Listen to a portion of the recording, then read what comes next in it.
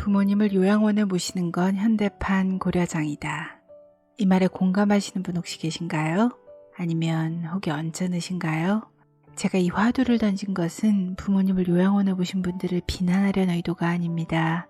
이 말은 사랑하는 제 아버지께서 할머니를 요양원에 모시고 돌아오신 날 밤 제게 직접 하신 말씀입니다. 이기지 못하실 만큼 술을 드시고 눈물을 흘리시면서 제게 말씀하셨어요. 이게 고려장과 다를 게 뭐가 있냐고. 말이 좋아 요양원에 모신 거지. 참 사람들 말 쉽게 갖다 붙인다며 모시긴 뭘 모시냐고. 막말로 요양원에 부모 버리고 온 거나 진배 없다며 스스로를 원망하시면서 한참을 우셨던 기억이 납니다. 오늘 여러분과 한편의 위로에서 함께 보고 싶은 영화는 2011년에 만들어진 스페인 영화 노인들입니다.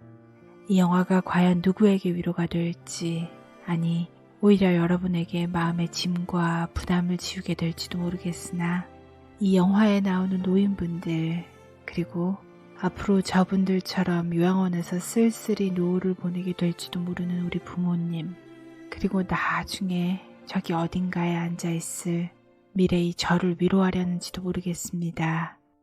웃기면서도 슬프면서도 가슴이 저려오는 영화 노인들, 오늘의 한편의 위로 시작하겠습니다.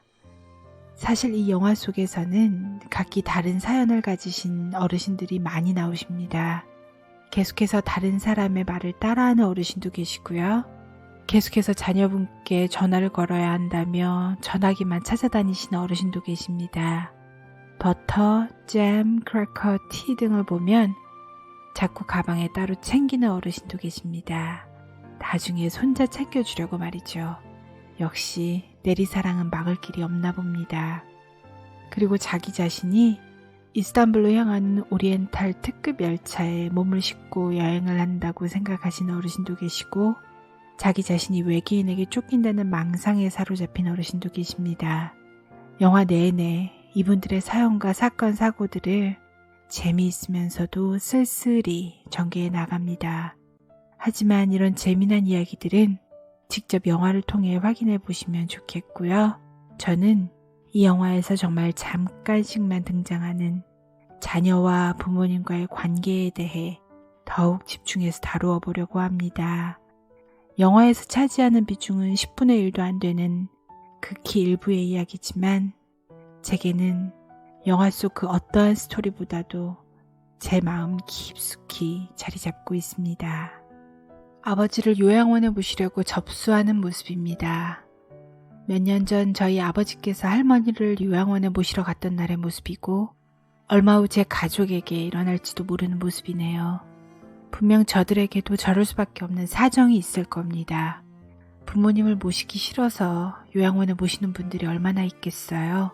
사정이 그럴 수밖에 없어서 그런 가정이 훨씬 많을 겁니다. 일을 하지 않으면 생계를 이어갈 수가 없는데 편찮은 부모님을 홀로 계시게 할 수 없으니 피치 못하여 요양원에 모시는 가정도 있을 테고, 모시고 싶은 마음은 굴뚝 같으나 부모님의 안전을 위해서 어쩔 수 없이 요양원이나 요양병원에 모실 수밖에 없는 경우도 있을 겁니다. 그렇기에 부모님을 직접 모시지 않고 요양원에 모신다고 하여 비난해서는 안 되겠죠. 제가 초반에 고려장과 다름없다고 언급한 것은 부모님을 요양원에 모시는 분들을 결코 비난하려는 뜻이 아닙니다. 저희 아버지께서 스스로를 자책하시면서 하신 말씀일 뿐입니다. 자식된 도리를 다 하지 못했다고 생각하신 모양입니다. 이 영상에서 다 나누기에는 너무 개인적인 얘기라 나중에 기회가 되면 나누겠지만, 저희 아빠와 엄마는 정말 정성을 다해 할머니를 모시다가 정말 더 이상 방법이 없었기에 선택할 수밖에 없는 결정이었습니다. 곁에서 제가 바라본 부모님의 모습은 정말로 이 세상 최고의 효자 효부셨습니다. 제가 부모님의 반의 반만이라도, 아니 10분의 1만이라도 따를 수 있으면 참 좋겠습니다. 이 영화에서도 돌아서는 아들의 표정이 무겁습니다. 걱정 어린 표정. 하지만 애써 웃으며 아버님을 위로합니다. 또래 친구분도 많으니 혼자 아파트에서 외롭게 지내시기보다는 여기에서 친구분들과 즐겁게 지내는 편이 나을 거라고. 그렇게 말하면서 아들과 며느리는 또 오겠다는 말을 남기고 돌아섭니다. 과연 아버지가 함께 지내고픈 사람이 또래 어르신들일까요? 과연 아버지의 진심을 우리는 진정 알기를 원한 적이 있던가요? 화가 나신 건지 괴로우신 건지 알 수 없는 표정. 자녀들이 돌아간 이후 할아버지의 표정을 통해 저희가 돌아간 이후 저희 할머니 표정도 저렇겠다 싶어서 마음이 저려왔습니다. 결코 제 부모님이 저런 표정을 짓는 일은 없게 하고 싶은 마음만 간절할 뿐입니다. 과연 이들에게 어떤 사연이 있었던 걸까요? 어떤 사연이기에 아버지를 요양원에 모실 수밖에 없었던 걸까요?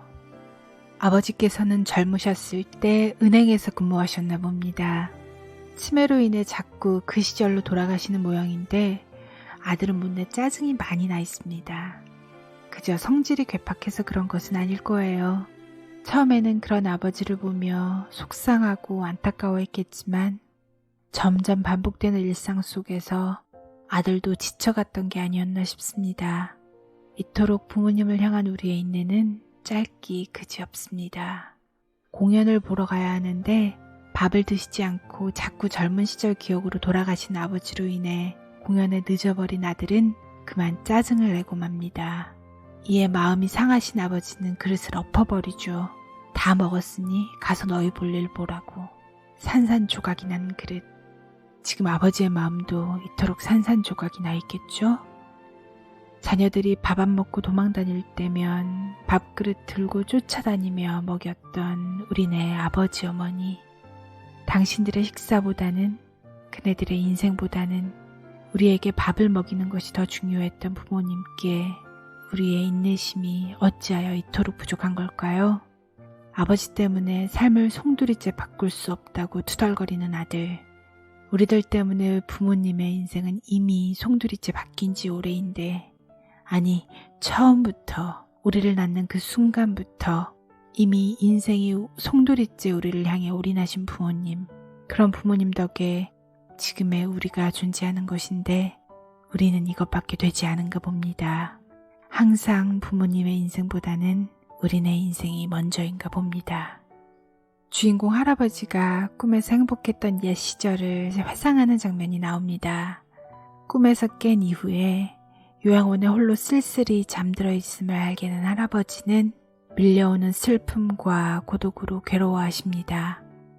이 장면을 볼 때마다 요양원에 홀로 계셨던 저희 할머니께서 정말 쓸쓸하셨겠구나 반성해 봅니다.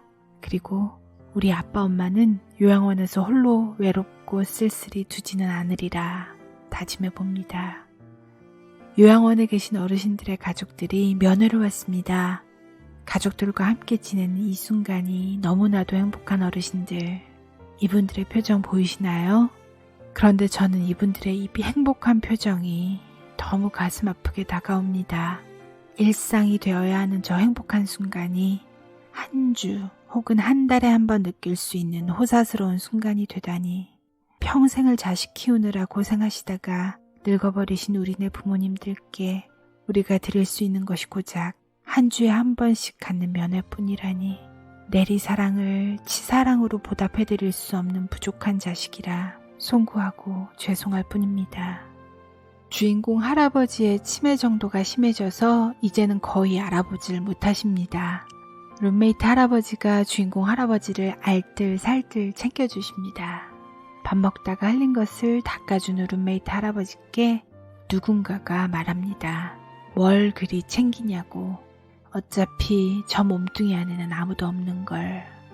그랬더니 룸메이트 할아버지는 말씀하십니다. 아니야, 분명 저 안에는 그가 있어. 그렇지 않아? 하고 묻자 주인공 할아버지는 씩 웃으며 미소를 짓습니다. 아무런 기억도 못하고 정신이 나가 있는 치매 노인네라고 여길지 모르지만 저 순간만큼은 정신이 돌아오셨던 거겠죠? 저희 부모님이 혹여 치매에 걸리시고 오랜 기간 저를 기억하지 못하시더라도 잠깐 저렇게 정신이 돌아오실 때 부모님 곁을 제가 지킬 수 있으면 좋겠습니다. 그래서 잠깐이지만 부모님 곁에 사랑하는 딸이 있으니 걱정 말라고 말씀드리고 싶습니다. 그 순간만큼이라도 부모님의 눈 안에, 부모님의 마음 안에 제 모습을 담고 싶습니다. 저렇게 환한 미소를 짓는 부모님의 모습을 제 눈에 한 번이라도 더 담고 싶습니다. 이 세상 모든 아가들이 똥오줌 못 가리고 혼자 밥도 못 먹지만 자녀들 내다버리는 일은 거의 없습니다.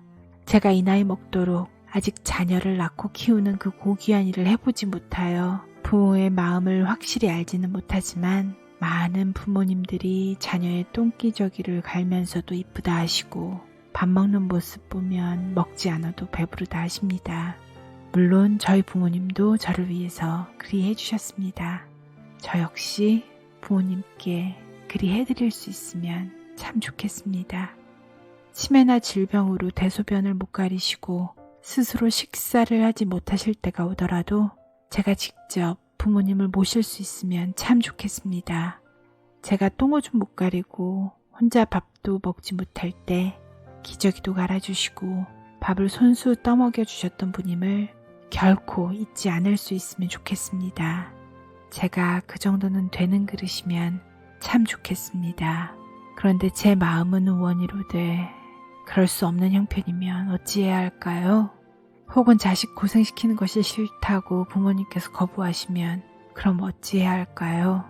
저희 부모님 역시 이 영화 속 주인공 어르신들처럼 요양원에 들어가시게 되는 걸까요? 그것만은 막아보고 싶습니다. 부디 저 갑갑하고 외롭고 쓸쓸한 곳에 모시는 일만큼은 일어나지 않기를 간절히 바라봅니다. 제 채널의 취지는 인생이 너무 고달프고 힘들어 스스로 목숨을 끊고자 하는 분들을 위로하고 치유할 수 있기를 바라는 마음에 시작한 채널입니다. 때로는 금전적으로 힘들어서 죽고 싶어 하시는 분들, 외로움에 견디지 못해 자살하고자 하시는 분들, 몸이나 정신의 질환이 있어서 고통스러워 삶을 마감하고자 하시는 분들, 모두 각기 이유가 있으시겠지만 오늘 이 한편의 위로에서는 급증하고 있는 노인 자살을 예방하기 위한 차원으로 가장 먼저 부모님을 향한 딸의 사랑으로 우리 집부터 노인 자살을 막아보자는 취지로 준비해보았습니다. 노인 자살은 막을 수 있습니다. 내 부모의 자살부터 막으면 됩니다. 전 세계 자살률 1위. 우리나라에서 자살 뉴스를 접하면 다들 남 얘기라고 생각하곤 하죠. 아닙니다. 결코 자살은 다른 사람만의 이야기가 아닙니다. 우리 옆집에서 일어날 수도 있고 바로 우리 집에서 일어날 수도 있습니다. 그렇기에 우리 조금만 더 마음의 여유를 갖고 주위를 돌아보았으면 좋겠습니다. 혹여 내가 사랑하는 사람이 마음 아픈 결정을 하려고 하지는 않는지 조금만 더 관심을 기울이고 살펴보았으면 좋겠습니다.